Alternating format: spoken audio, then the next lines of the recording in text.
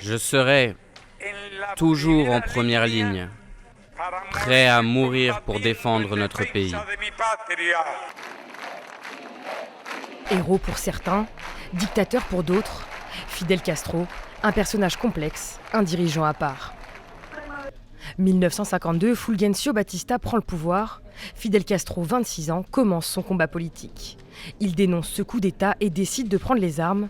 Condamné à 15 ans de prison, il en sortira au bout de 2. Déterminé, il s'exile au Mexique pour préparer sa guerre.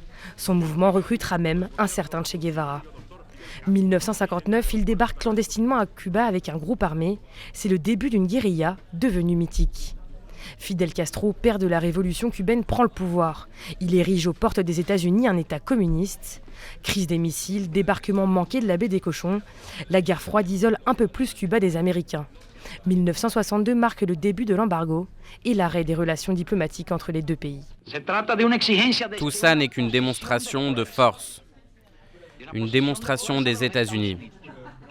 Nous ne céderons pas face à la force.